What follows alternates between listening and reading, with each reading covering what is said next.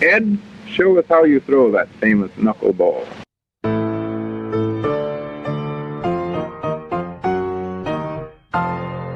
William Gus Greenleaf has been made Vice President of the United States Baseball League.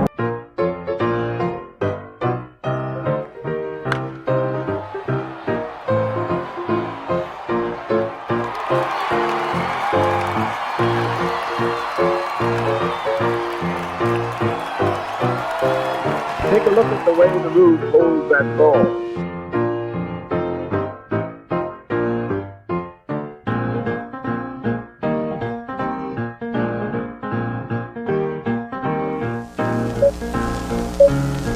Let's start the show. Breaking news. Turn the TV on right now, dude. This is huge. I'm going to be on the news. Whatever it is, it's not right on a teleprompter. All right, let's go over your sources again. I want to hear it. As for the first time ever, a hockey arena becomes a scene of violence. We're going to tell this story. We're going to tell it right. A woman is considered to be in her prime in her 20s and 30s and maybe 40s. Sorry. Fucking thing sucks! The transformation from news into entertainment is disconcerting.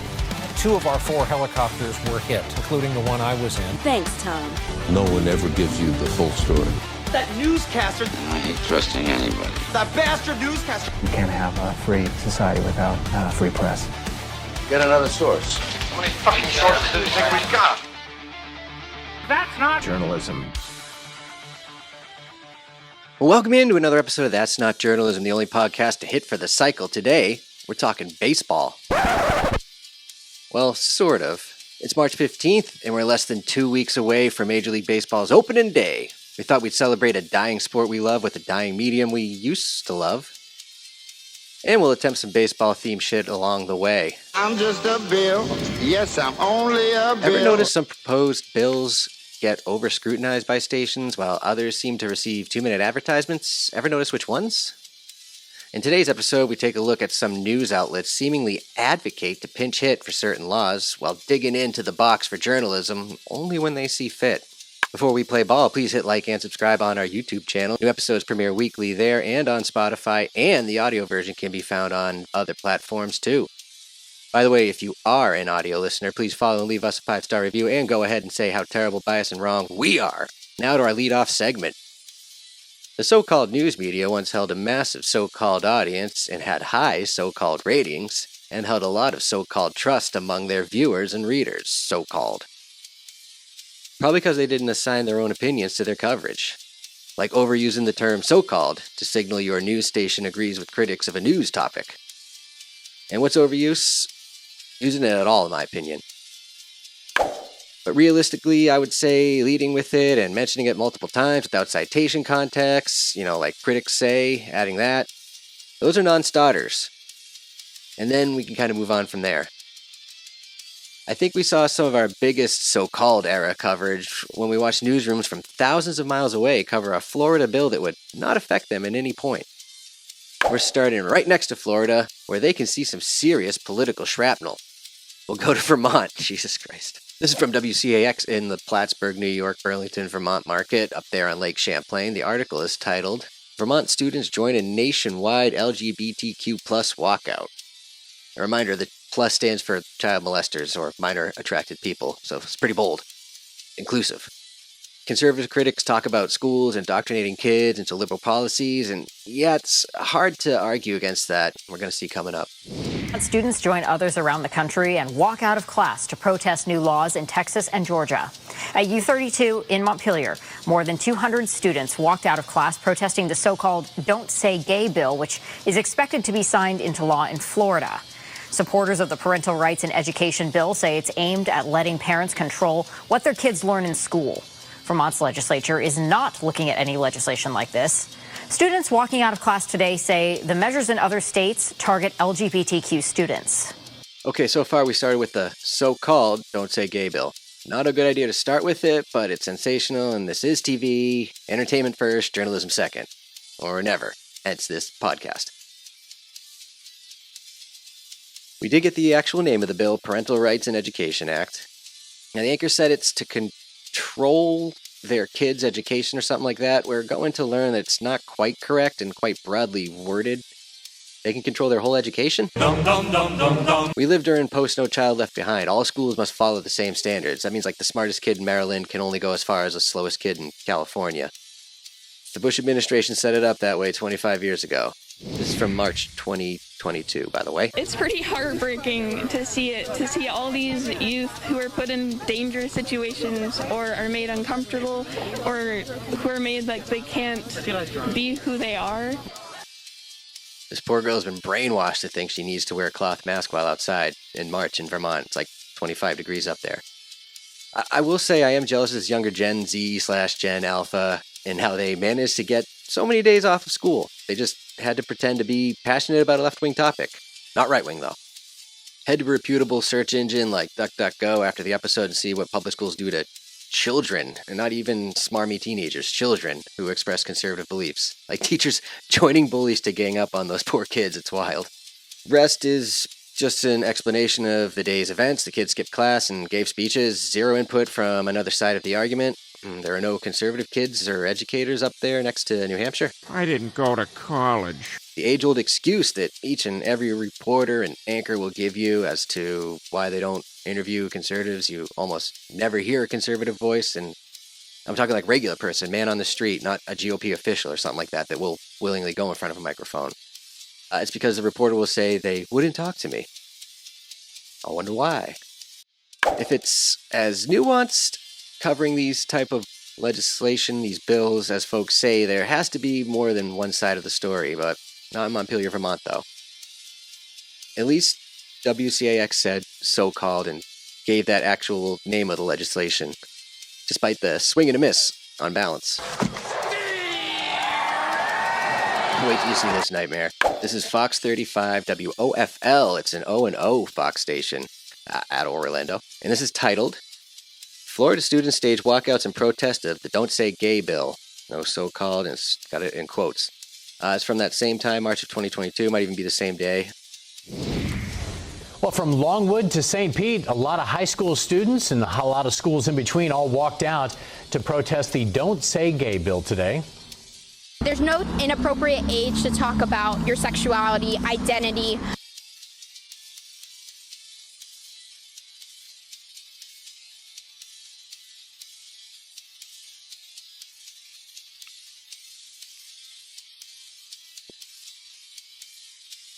No kid speaks like that, utters that line. That was given to her by an adult who should be in jail. Let's go back to this cheap setup of this package here. Well, from Longwood to St. Pete, a lot of high school students and a lot of schools in between all walked out to protest the Don't Say Gay bill today. So what kind of picture did this news station just paint for you? Students across the entire Sunshine State are out protesting the bill. Like it's some monster movement. One boy didn't even attribute the Don't Say Gay part to critics. He didn't even use the term so-called. They didn't hit off what the actual name of the legislation is. They're very quick, these TV activists. You got to be on your toes to catch them. And where have these poor brainwashed souls been forced to protest by more activists disguised as educators? The bill would prevent lesson plans about gender identity and sexual orientation in kindergarten through third grade or in a manner that is not age appropriate. In the coming days, the bill will be up for a full vote in the state Senate. If it passes there, all it will need is... So just to be clear, we've had that Vermont station sum up the bill as parents controlling their child's entire education. Now we have this saying, no sex ed for kindergartners. Okay, you know what? Let's just take a look at it. Here it is. I had to read this because whenever I see a mass, unbalanced, hyper-slanted media movement, I got to see what's so dangerous to the sheep. This is it. It's just 7 pages long. Let's just read a little bit of it, I guess. An act relating to parental rights and education amending statute requiring district school boards to adopt procedures that comport, with certain provisions of law for notifying a student's parents of specified information requiring such procedures to reinforce the fundamental right of parents to make decisions regarding the upbringing and control of their children in a specified manner. Prohibiting the procedures from prohibiting a parent from accessing certain records, providing construction, prohibiting a school district from adopting procedures or student support forms, prohibit school district personnel from notifying a parent about specified information or that encourage or have the effect of encouraging a student to withhold from parents such information, blah, blah, blah. It says bureaucrats, activists, teachers, and administrators aren't allowed to decide what's best for your kid, and they can't keep secrets. You're in charge of your own kids. And somewhere, yeah, no sex ed for 5, 6, and 7-year-olds. Sorry, groomers. Parental rights in education law likely to face challenges. This is from News4 Jax, the local station, so out of Jacksonville, Florida. Let's take a look how they're covering it from that same time period. This morning, a controversial Florida law banning schools from discussing sexual orientation and gender identity in kindergarten through 3rd grade takes effect July the 1st. I guess that's a bad thing. Governor DeSantis signed the parental rights in education bill into law yesterday. News4 Jax reporter Ashley Harding is joining us now live. And Ashley, the law will likely face legal challenges. What groups want kids talking about sex at age 5, 6, and 7? Let's find out.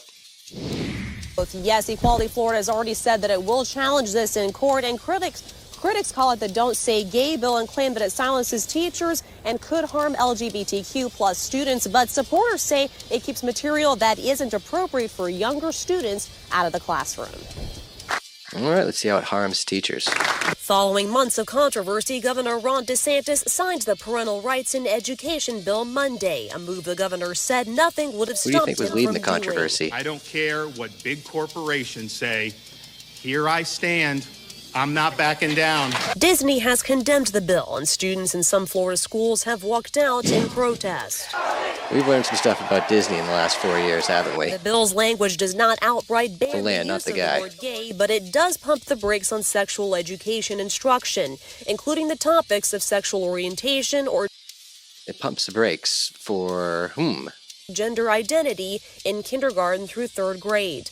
Local attorney Rook Ringer sees problems with the language. I mean, the way the law is written is it's really vague. Wait, check an Adam's apple. Let's check for it. I don't know. Maybe she'll throw her hands up. And that's another thing it's a constitutional death knell when a law is vague, because when it's vague, it then becomes very easy to use it for something else. I mean, we just looked at it. It's not vague. It's got a lot of annoying words. And pretty cut and dry. Can't keep secrets from parents. Bill supporters say it gives parents more oversight into what their children see and discuss at school. They also say LGBTQ topics should be kept at home and out of the classroom. Parents have a fundamental role in the education, healthcare, and well-being of their children. But opponents say the bill will only have a negative impact and will remove teachers as lifelines to vulnerable students. Lakeisha Dorsey's son is in 4th grade and believes conversations about non-traditional families is important. And if nobody's talking about it, that kind of gives them the inclination that something's wrong with it. And I don't think that's fair for the children. There's lots of kids that have... We didn't see any of that. I still got the bill up.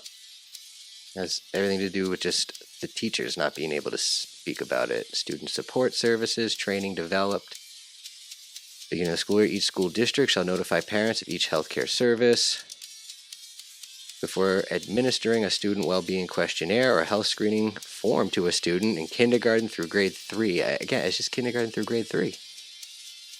Each school district shall adopt procedures for a parent to notify the principal.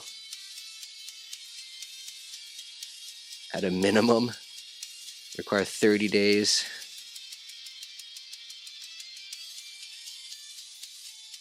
Request the Commissioner of Education to appoint a special judge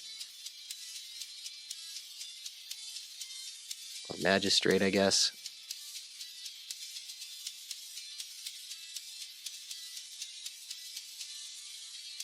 Each school district shall adopt policies to notify parents of the procedures required. Let's do it by, so they got a whole year to go, so this is June 30th, so they can go the upcoming year. Status quo. I don't see teachers' rights going away, and I don't see not being able to speak freely with students and each other. And if a student needs to speak to an adult, the parents just have to be aware. Oh boy. Same-sex parents, and it's not necessarily their choice that that's their family dynamic, but they shouldn't be made to feel bad about it. Of course. And President Joe Biden has We haven't heard from any supporters, of course. saying on Twitter, every student deserves to feel safe and welcome in the classroom. Reporting live, Ashley Harding, Channel 4, the local station. Okay, so we didn't hear from any teachers about how it was hurting them, and of course we didn't hear from the other side other than DeSantis signing the bill. I guess. We'll get to that in a minute. Now, we spoke about it in our public propaganda episode last week. Check it out on YouTube, Spotify, and listen on Apple, by the way. If you were someone who was against gay marriage, not hateful, just against it, or shit, even if you were hateful, or if you were against homosexuality in general, which I guess is hateful, are you going to ever watch this news channel? This podcast is based in modern leftist news media saying fuck you to about a half their available audience, day in and day out, so I'm not too sure they'll be super bummed you don't watch. On that same note, these reporters and anchors and producers alike also complain about only making like $45K a year, not realizing they're alienating potential advertisers and consumers of that advertising and advertising clients of conservative companies or whatever, all day, every day. Odd, it's like newsrooms are full of mentally unstable liberal white women these days. Wow, you sound crazy nervous. Well, we just saw a couple attempts at digging in and squaring up to a story to score some runs for journalism, but I'd say we swung and missed. Strike 3 call.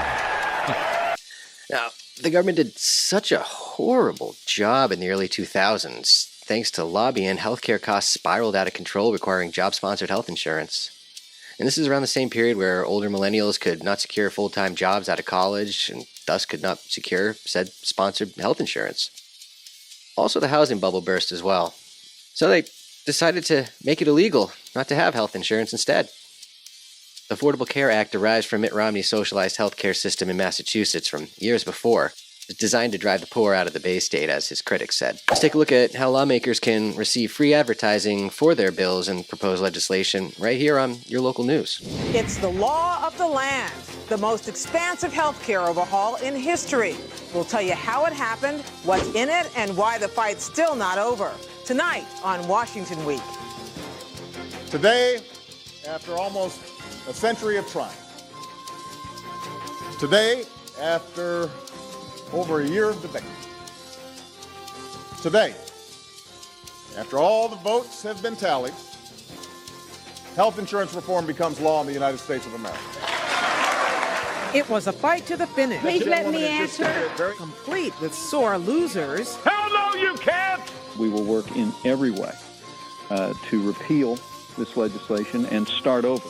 And astonished winners. I believe that this is what we came here to do. We spoke about this last week. This is PBS exemplifying why tax dollars shouldn't go to public media. Sore losers was the quote. That video clip was of, I think, John Boehner, stumping for the law at the time, so he hadn't lost yet. I guess maybe he knew he was losing. Let's take a look at the margin of votes here. You got 33 Democrats not voting, actually 37 not voting for it, and I'm sure these 11 assholes who skipped their job on a $1 trillion spending package and major socialization of healthcare got to keep their jobs. Again, it's pretty close. Not sure if Boehner knew he was losing just yet or was being a sore loser. That quote outside the context. But any chance for media to take a shot at conservatives and call them losers, I don't hate them. They're going to take it, no doubt.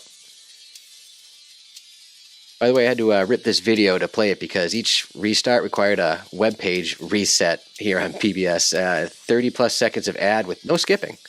A way to send traffic away from your site, PBS. Let's watch some more.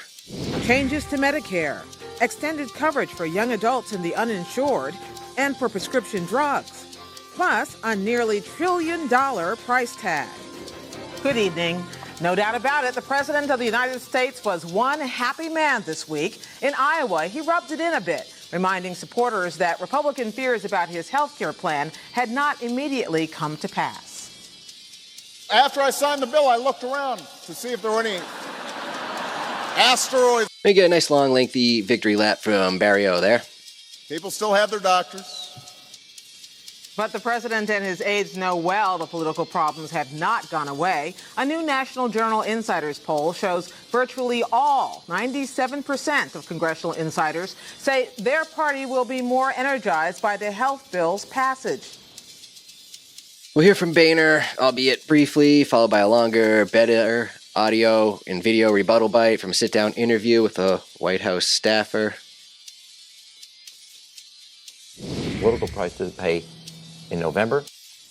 But before we get to the political fight to come, let's recap the one just completed. Cece, how did these things come together? How did all of this come together in the end? Well, after, as you all know, a very long year of twists and turns, it in the end came down to 61 critical final days of the show. That it was really on the president at this point, finally. And we saw him do the outside game, those sort of rallies. He was in Philadelphia and Ohio and revving up the troops. But much more importantly was the inside Washington game that he was very intimately involved in. It was the traditional arm twisting. It was giving members rides on Air Force One. It was even cornering some of these poor lawmakers at parties where they thought they were coming to have a cocktail and celebrate one piece of legislation, and suddenly he was draping his arm over them talking about health care and needing their vote. Okay, something I'd like to point out here in the years following 2016, it's going to happen a lot on this podcast. What if it were Trump? Would CC and company sit around with smiles on their faces, seemingly reminiscing about their heroes? They'd use terms like strong-armed for sure, but I doubt it would be in this kind of jovial context. You're probably wondering, Dotto, why are you dogging people for celebrating a law that added all this? It's important to say that many of these provisions are not going to kick in until 2014. It takes a while to implement this kind of change. And for about 160 million Americans today who have health insurance through their jobs, they're not going to see too many big changes. But right away, in a matter of months, people who are under age 26 can stay on their parents' health insurance policy.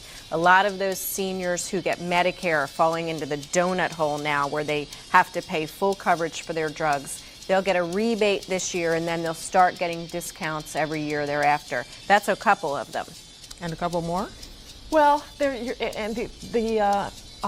impositions on the insurance companies kick in right away. Basically, this is the kind of thing that the president and Democrats are really trying to tout, that right away, insurance companies can't dump you off the coverage. Right away, children are not supposed to be expelled from insurance because of pre-existing conditions.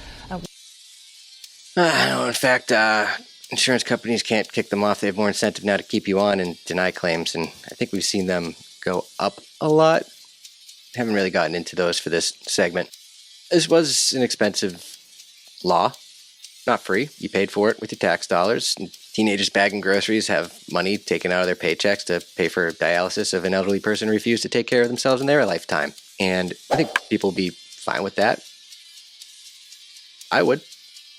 But I just don't think that was kind of part of any of this coverage. It was tough to find. And it's gone up to quite a high degree. And throughout this sit down, it's in the vault, gone back in time. Appreciate PBS holding on to it. We didn't hear what conservatives and the 33 Democrats' arguments against the bill, what the specifics were very much. And by the way, quoting a conservative is more of like a checkbox in a newsroom when going through an article. A bit of breaking news. Sort of like a rubric. So you tell your whole slant of the story, and then you throw in conservative bites relating to the topic, but not necessarily arguing anything. And they believe they have a balanced news story when they do this. The transformation from news into news as entertainment is disconcerting. The legislation also made it illegal not to buy a commodity.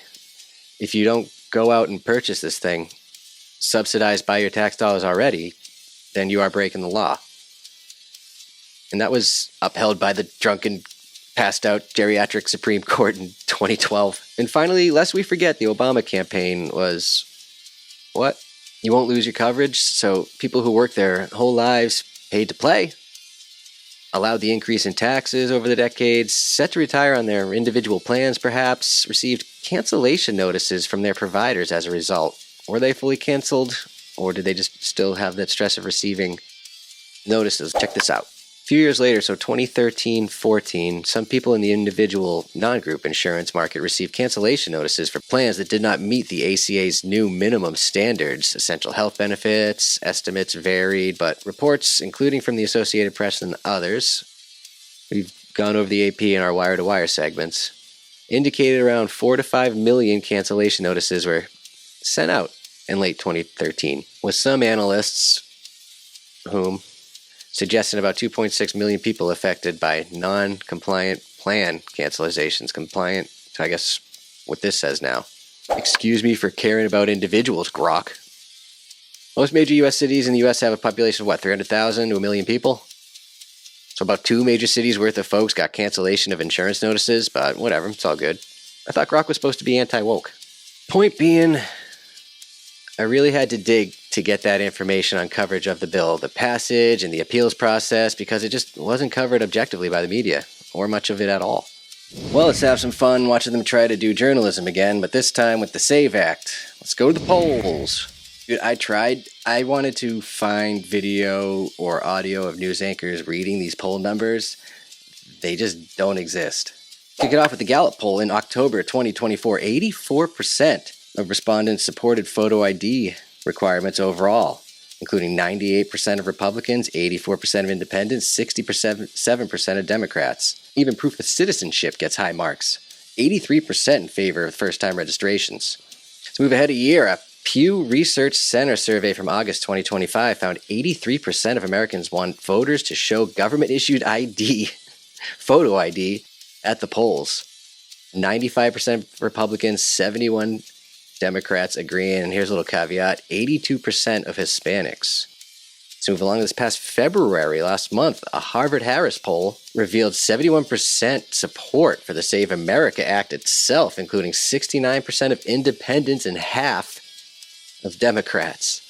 So I was trying to find coverage of, real scrutinizing journalism again, kind of the same way they did with that 7-page bill that just, kind of reiterated that little kids don't take sex ed and parents are in charge of their own kids. So here we are for this one now. We've just taken a look at the polls. I think we set it up that way on purpose. You know that. This is called Mass Polls Decry the Save America Act. Will it really disenfranchise voters? And this is from Boston.com, which is the Boston Globe. It really did sell for $1. That stupid Boston Globe, it's worthless. Sold for $1. Here's a subhead there, hoping that this bill will pass and will make it so hard to vote that many American citizens will just give up. Many. Massachusetts politicians offered a blistering rebuttal after the Save America Act cleared the U.S. House of Representatives Wednesday, warning that the strict voter ID bill could disenfranchise millions ahead of the midterm elections.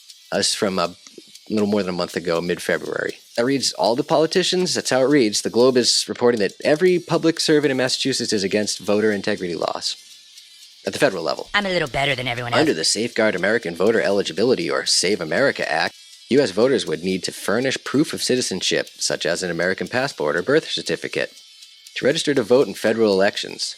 The legislation would also require voters to show photo identification in order to cast a ballot, which some states already stipulate. The old click out for context. This is a ploy since many people have news articles read to them these days, like, while they're driving. In newspapers, the story continued after the jump, because people were sitting there reading a newspaper. For news websites, like the Globe's Boston.com here, they use it to hide valuable information. We've seen it before. I won't click out. It's 8 states. They have all enacted strict laws since 2020. And there are also more than a dozen others that require some form of voter ID. So the angle they've chosen for this story is designed to create the illusion that mass amounts of citizens don't want these laws. We saw the polls. Do you think the Globe didn't? Nope. It's the opposite. They saw the numbers and got right to work on this smokescreen.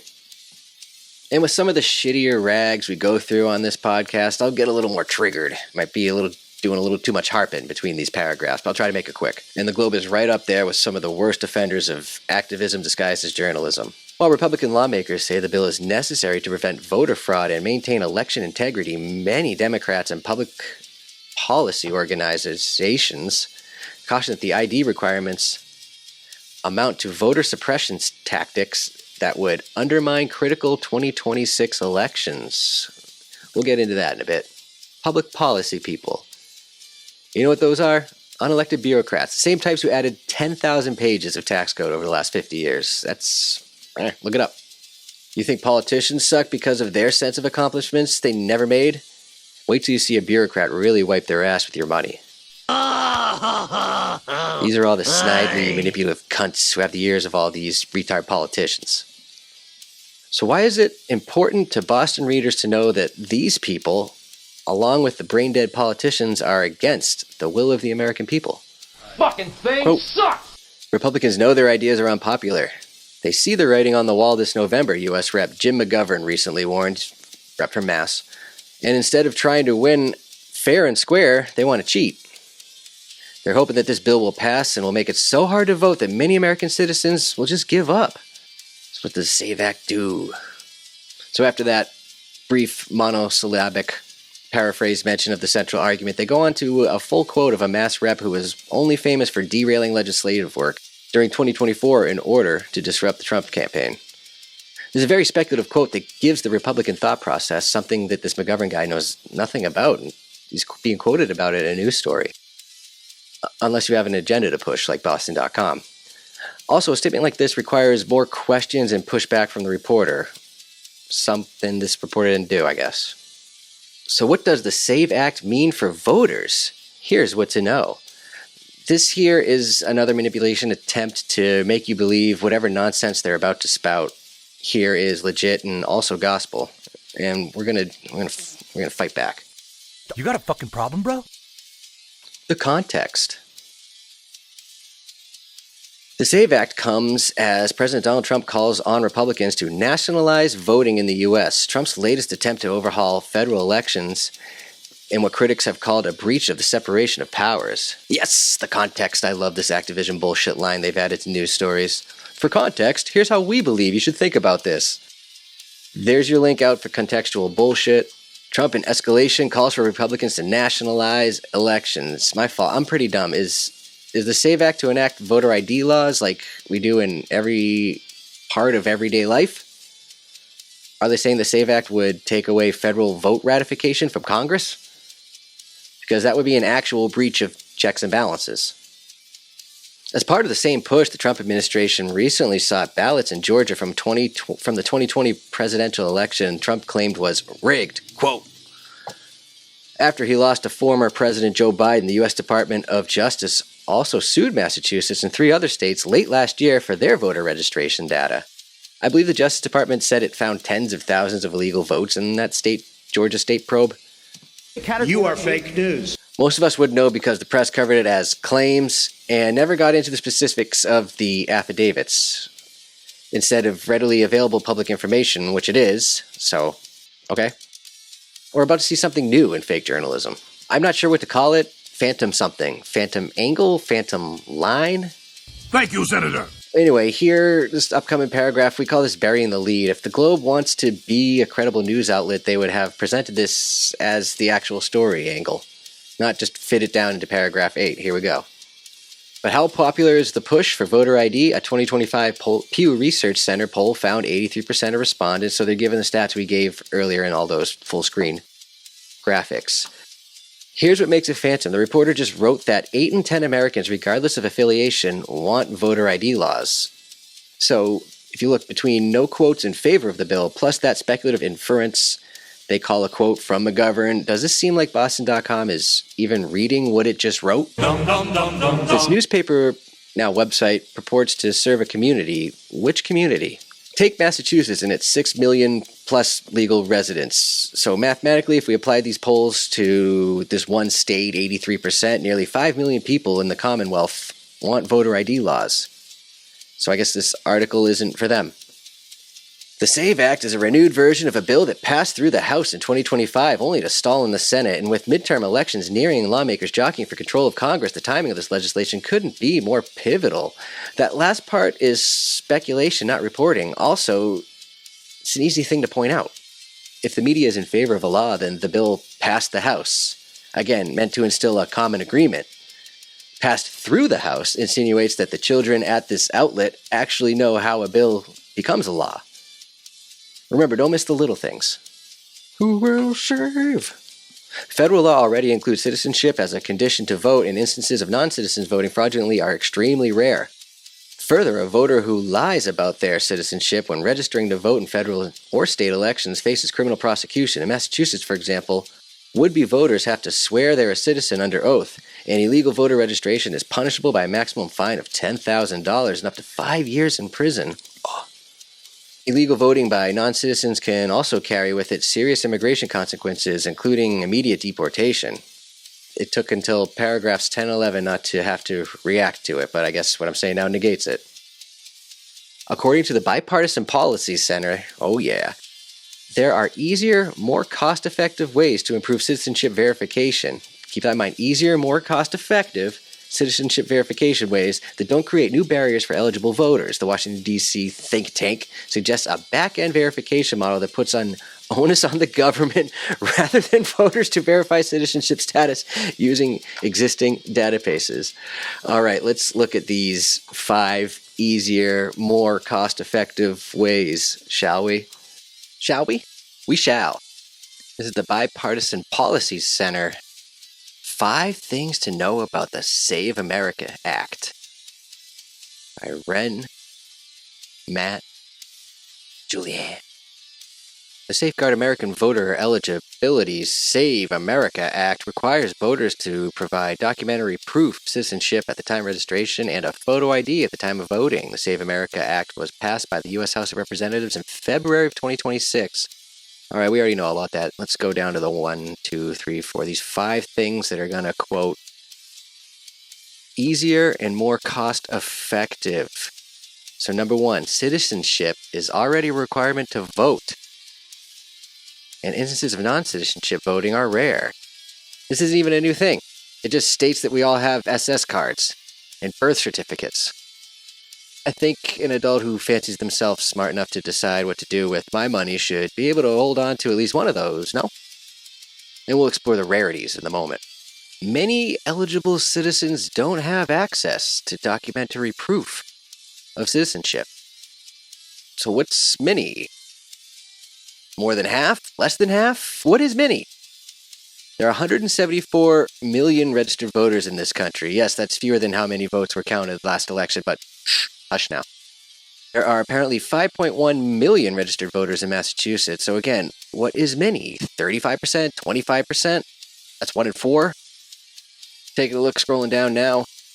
9% of eligible voters do not have easy access to documentary proof of citizenship. 52% don't have an unexpired passport. And 11% do not have access to their birth certificate. So 9% fewer than 1 in 10 voters. Now, if you think about loss of health care coverage after working for it, yeah, that sucks. We talked about 5 million, possibly 2.6 million in the last segment. 17 million voters, about 1 in 10. That's a lot of people, a lot of major cities. But they're being told to get a free ID card, and they say they physically can't. They don't possibly have decades of investment taken away. Maybe apples to oranges. And the 52% registered voters, yeah, 50% of people don't have passports. No shit. Probably because people can't afford to take foreign vacations because they pay so many taxes. Back to the top. So the first 2 easier and more cost-effective ways seem terrible and aren't really examples of easier and more cost-effective ways. See number 3. There are better ways to verify citizenship that put the responsibility on government, not voters. What comes to mind when you hear the terms easier and more cost-effective? Why would it be the government, of course? Jesus Christ, these people are fucking... Number 1, front-end verification. Number 2, back-end verification. There's 2 parts to it. So, maybe it's perfect exemplification of government. We already had to break it down into 2. So front end, where the burden is on the voter to prove their citizenship by providing documentary proof. So we want back end, where the election or other government officials, such as those at the Department of Motor Vehicles, consult existing government data to verify a voter's citizenship status. So I got to cross-reference more things on computers and technology on public databases. You know how many countries with millions of voters count their election votes overnight? That's unheard of here. Now, each vote has to go through the government. Each vote, the people vying for the votes. So 1 by 1 times the 400 million votes that came in from the 175 million living and dead registered voters last election. Do you know what happened when I asked AI to answer that question? It couldn't. Because of how fucked up the system has become. It couldn't name how many registered voters there are. Stupid children. Number 4, the SAVE Act could have unintended consequences for election officials and election administration. Whoa.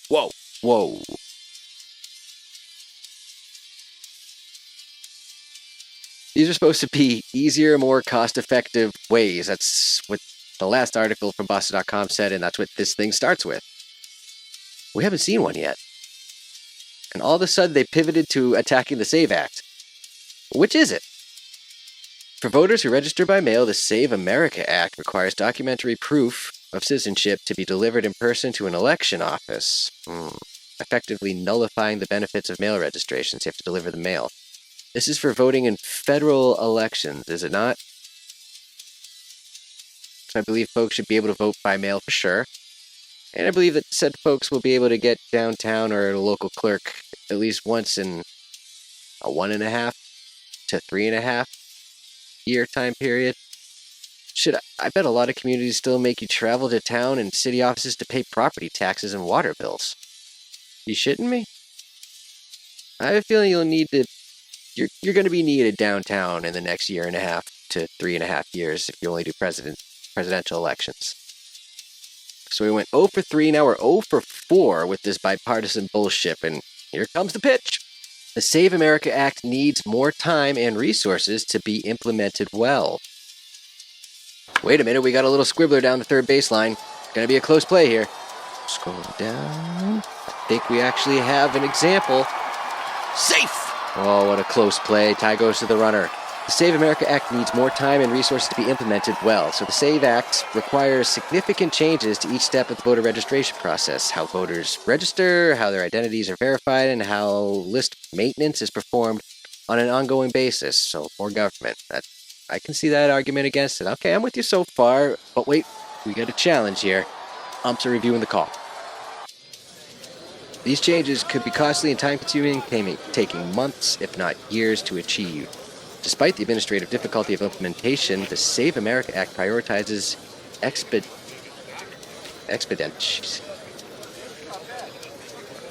speed over precision. The act becomes effective on the date of enactment, giving states no time to adjust processes.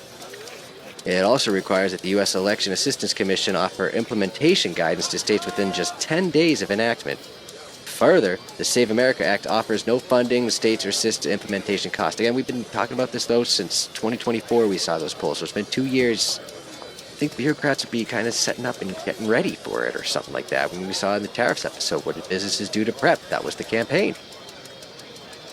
We have a challenge here. For the basic account, we were supposed to be listing easier and more cost-effective ways. This is just bashing the SAVE Act again. Those strong points, not the purpose of the game. The crew chief is coming to the plate. And the call is reversed out. 0 for 5. Thanks for playing bipartisan policy group. What the fuck was that? Go back to Boston.com. Thanks for wasting our time with this garbage. What credit is left in this story? Do we even finish? Yeah. Stumping against the will of the American people we saw from the polls. This is your major market media right here. We're done with this rag. Let's just play a game. It's game time. Game time. Game time on the TNJ pod.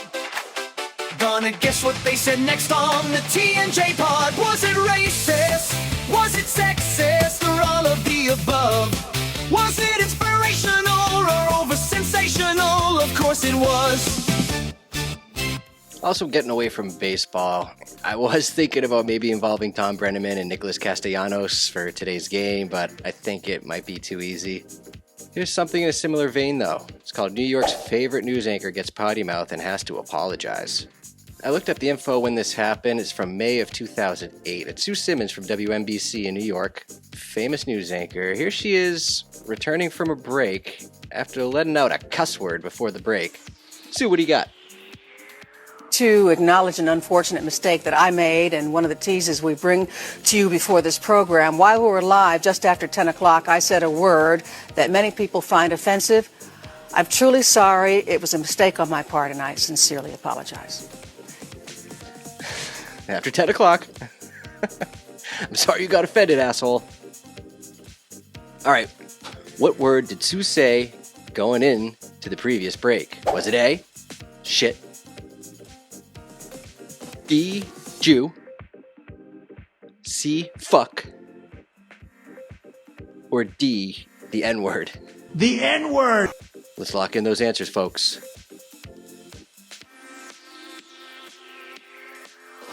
At 11, paying more at the grocer, but getting less. We'll tell you how to get the most. The fuck are you doing? Play it out. Play the music out. Oh, man. What the fuck are you doing? No tease for next week's episode today. We're going to take a week or so off. We'll be back with a couple new episodes, though. One pertaining to some stuff here today, how reporters don't follow up after providing free advertising like this Obamacare stuff. And the other will be on environmental misinformation, how the media became the EPA mafia's strongest weapon. Until next time. The situation is expected to deteriorate as newscasters whip the city into a panic. Stop! A local family is forced out of their home by ghosts. Who are they gonna call? Ghostbusters, Tom? No, Diane, their insurance company. That's just stupid what you said. That's not right. Ban all music? In this reporter's opinion, the answer, sadly, is yes. I made a mistake in recalling the events of 12 years ago. Fucking thing sucks. You know what really grinds my gears? So do people really enjoy seeing African Americans on the news, not hearing them? You got a fucking problem, bro? Look at my mustache. Do you think it tickles women when I kiss them? No. Journalism.